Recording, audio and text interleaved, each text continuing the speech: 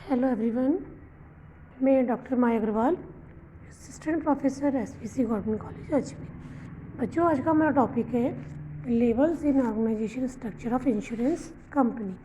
यानी भारत में अगर हम देखें तो बीमा कंपनियों के संगठन में कितने स्तर पाए जाते हैं। अगर हम देखें भारत में बीमा कंपनियों की संगठन संरचना अगर हम देखें तो भारत में अकेले निजी सार्वजनिक क्षेत्र में अनेक बीमा कंपनियां कार्य कर रही है, जो दिन प्रतिदिन बीमा कंपनियां निरंतर तेज़ी से बढ़ रही हैं और निरंतर देश में बीमा का सुचारू रूप से व्यवसाय कर रही है। तो अगर हम देखिए सर्वप्रथम अधिकांश बीमा कंपनियों की संगठन संरचना को हम समझने का प्रयास करें तो हम देखिए भारतीय जीवन बीमा निगम एवं सार्वजनिक क्षेत्र की साधारण बीमा कंपनियों की संगठन संरचना के बारे में हम थोड़ा सा विस्तृत अध्ययन करेंगे। तो सबसे पहले अगर हम देखें तो भारत में स्थापित जीवन बीमा निगम एवं साधारण बीमा कंपनियों में से 19 कंपनियां बीमा कंपनी अधिनियम के अंतर्गत पंजीकृत कंपनियों में से मानी जाती है। केवल भारतीय जीवन बीमा निगम ही संसद द्वारा पारित विशेष अधिनियम के अंतर्गत पंजीकृत है। यानी बाकी जो कंपनी है वो कंपनी अधिनियम के अंतर्गत पंजीकृत है, लेकिन जीवन बीमा निगम जो है LIC जो है हमारी संसद द्वारा पारित विशेष अधिनियम के अंतर्गत गठित किया गया है, जो 1956 एक्ट हमारा है, उसके अकॉर्डिंग पंजीकृत माना जाता है। अगर हम संगठन संरचना में बीमा कंपनी के स्तर देखें तो मुख्य रूप से 3 स्तर किसी भी बीमा कंपनी की संगठन संरचना में पाए जाते हैं। तो अगर हम देखें levels in organisation structure of insurance company तो मुख्य रूप से 3 स्तर पाए जाएंगे। तो पहला स्तर होगा हमारा सर्वोच्च प्रबंध एवं संगठन स्तर, जिसे हम कहेंगे top management and organisation structure. Second जो हमारा होगा बच्चों वो होगा मिडिल लेवल, जिसमें आएगा मध्यवर्ती प्रबंध और संगठन स्तर। मिडिल लेवल का जो हम देखेंगे वो मिडिल लेवल पर आ जाएगा। और थर्ड होगा हमारा परिचालक प्रबंध। परिचालक प्रबंध जो है हमारा तृतीय स्तर पर माना जाएगा। तो मुख्य रूप से 3 स्तर होते हैं। फर्स्ट होता है हमारा सर्वोच्च प्रबंध, जिसे हम कहेंगे टॉप मैनेजमेंट। सेकंड हो जाएगा हमारा मिडिल मैनेजमेंट एंड थर्ड होगा हमारा ऑपरेटिव मैनेजमेंट।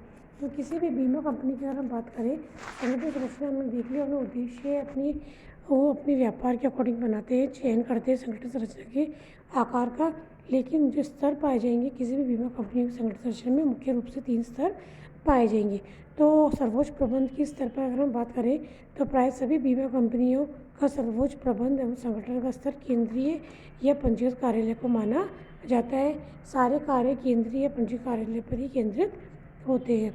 और संगठन संरचना के स्तर में कंपनी के सभी बड़े पदाधिकारी के स्थान पाते हैं और अपने स्थान पर कार्य करते हैं, जैसे संचालक मंडल, अध्यक्ष, प्रबंध संचालक, कार्यकारी निर्देशक, कंपनी सचिव, वित्तीय नियंत्रण, वित्तीय सलाहकार। तो ये आदि श्रेणी के सभी व्यक्ति जो है वो सर्वोच्च प्रबंध के अंतर्गत माने जाते हैं, टॉप मैनेजमेंट में आते हैं और संस्था किसी भी बीमा कंपनी के ऊपरी स्तर पर कार्य करते हैं। दूसरी बात अगर हम देखिए मिडिल लेवल की बात करें तो मिडिल लेवल पर जो है टॉप मैनेजमेंट के नीचे जो होते हैं वो उसके अंतर्गत आते हैं। इनका कार्य होता है जो टॉप मैनेजमेंट का जो सर्वोच्च मंडल कार्य नीतियाँ तय करता है उसके अनुरूप वे कार्य करते हैं। तो प्रत्येक बीमा कंपनी का भी अपना मध्यवर्ती प्रबंध और संगठन होता है। इस प्रबंध एवं संगठन का विस्तार उसके कार्यों के विस्तार क्षेत्र के अनुसार ही होता है।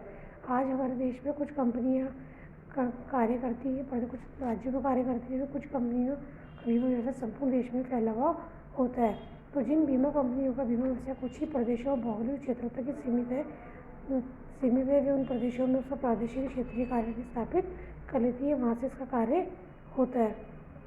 लेकिन जिन कंपनियों का बीमा कार्य अनेक राज्यों में फैला हुआ होता है वे देश में अनेक क्षेत्रीय व मंडल कार्यालय स्थापित अपने अलग अलग स्थान पर कर लेते हैं, जिसके अनुरूप उनका कार्य किया जाता है।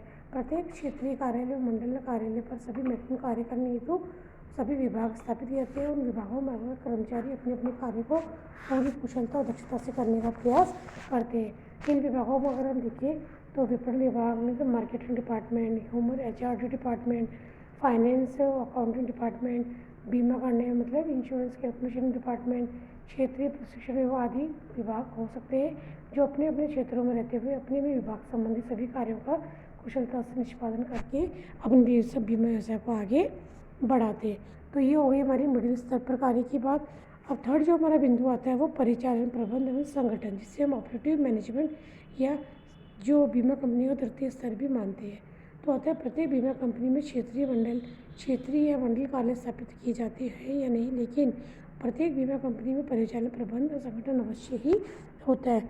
यह प्रत्येक संगठन की अंतिम किंतु बहुत ही महत्वपूर्ण कड़ी होती है, क्योंकि इसे ही हम सामान्यतः बीमा कंपनी के शाखा कार्यालय रूप से नाम से जानते हैं, जो वास्तव में कार्य करता है। यहीं पर बीमा कंपनी के उद्देश्यों की पूर्ति के लिए सभी कार्य वास्तव में निष्पादित किए जाते हैं। बीमा कंपनी के प्रत्येक ग्राहक एजेंट विकास अधिकारी का सीधा संबंध संगठन के इसी स्तर से होता है और इसी के माध्यम से वे बीमा योजना से संबंधित समस्त कार्य को करता है। बीमा कंपनियों की अधिकांश आय भी शाखा कार्यालयों से ही प्राप्त होती है। इतना ही नहीं, बीमा कंपनी के कुल व्यय का अधिकांश भाग भी शाखा कार्यालयों पर ही खर्च होता है और शाखा कार्यालय पर वे सभी विभाग अवश्य होते हैं जिनका संबंध सीधे बीमाधारी से होता है। अतः प्रत्येक बीमा कंपनी के शाखा कार्यालय पर शाखा के अनुसार निम्नलिखित विभाग हो सकते हैं, जैसे विक्रय विभाग, यहाँ पर कि बीमा पॉलिसी विक्रय किया जाएगा, अन्य व्यवसाय विभाग, बीमाधारी विभाग, लेखा वित्त विभाग, कार्यालय सेवा विभाग एवं संबंध संवर्धन विभाग। तो बच्चों, इस प्रकार अगर आज हमने देखा कि जो बीमा कंपनी की संगठन संरचना है वो तीनों लेवल की जो 3 लेवल मिला के पूर्ण होती है, जो टॉप मैनेजमेंट से लेके मिडिल मैनेजमेंट के साथ साथ नीचे ऑपरेटिंग लेवल तक आकर शाखा कार्यालय पे ख़त्म होती है। तो प्रत्येक बीमा कंपनी हर राज्य में, हर देश में इस प्रकार कार्य कर रही है कि वह अधिक से अधिक बीमा व्यवसाय प्राप्त कर पाए। तो हर विभागों में इस प्रकार तालमेल होता है, शाखा कार्यालय में, क्षेत्रीय कार्यालय में, कि बीमा का जो प्रचार प्रसार व्यापक स्तर पर होता है और अधिक से अधिक बीमा व्यवसाय का विकास किया जा सकता है।